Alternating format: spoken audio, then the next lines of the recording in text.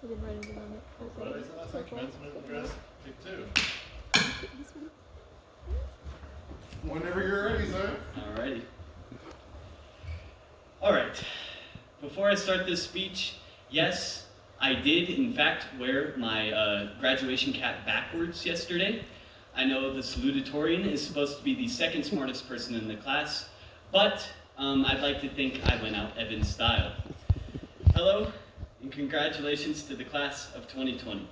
My name is Evan Raymond, and I am one of two salutatorians in this year's graduating class of Encore Pirates. Friends, family, and faculty, thank you. I know we are all excited to move on to the next step in our lives, whether it be college, trade school, the Army, or anything else you want to do with your life. But we can't forget the many memories we have made here at our second home, Encore High School. While I know we can't all be at graduation together, that doesn't make it any less important. The memories we have shared here for these past 6 years will never be forgotten. These past 2 months do not define what we have done together, and we shall never let this take away from what we have accomplished together and the memories we made. I have attended Encore for 6 years, and I can comfortably say we've grown a lot, and we've had some great memories with our teachers. This school has taught us all with so many iconic, stunning, and brilliant teachers full of laughs, gags, and knowledge.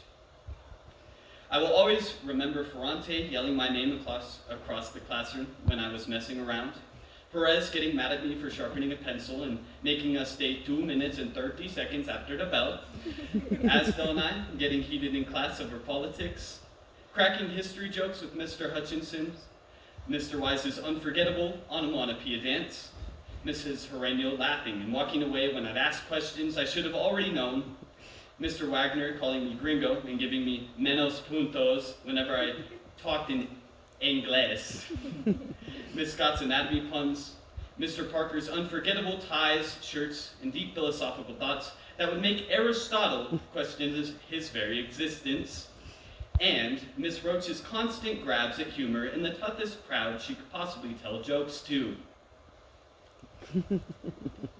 The love and care these teachers have for us is outstanding, and I thank you all for your constant dedication to and understanding of all your students. I'd also like to give a special thanks to all my arts teachers, especially my Director-in-Chief, Mrs. J, my other Director-in-Chief, Mr. Navarez, and my second mom, Mrs. Choi. You all played a pivotal role in my growth as an artist and as a man. When I first came to Encore, I thought I was going to leave to play baseball at another school. But it was you people that I couldn't let go of that made me stay and grow my love of the arts. And for that, I give you a wink and 2 very enthusiastic thumbs up. I remember all the shows we put on here that we were a part of. These shows gave me new friends, experiences, and a new way of life. I remember my first full show I did at Encore was West Side Heights and how it changed my life forever. When Miss J casted me as Bernardo and the Piragua guy, I was shocked. I mean, those roles were way out of my comfort zone because, look at me. Do I look anywhere close to Puerto Rican to you? No? Well, that's what I thought too. But, as it turned out, those are my favorite roles I ever played because they pushed me out of my comfort zone and explored an unseen part of me. The effect is something I like to call the Encore effect.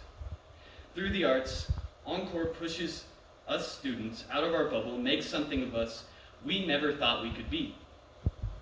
Together in a show, we are able to make something great no matter how you look, what you believe, or how you express yourself. It's amazing. This Encore effect is something we need to spread into the real world, class of 2020. The world today is so divided and unaccepting of each other. We need to teach the world that what matters in a person is not the way they look, what they believe, or how they express themselves. What matters is the content of their character and what they give the world. Before I end this, I'd like to thank all of you, my family, and God. But most of all, I'd like to thank my mom and dad. Dad, you inspire me to be the best man I can be no matter what. You're never one for excuses and laziness, and you always tell me to give my 100 even if I don't think things will go my way. You're always there for me if I'm feeling down, to cheer me up with a cheesy joke or your undying empathy. You have made me into the best man I could possibly be. You and Mom have gotten me to this point in my life, and for that, you're the best dad I could ever ask for, and I love you. Mom, you are my role model.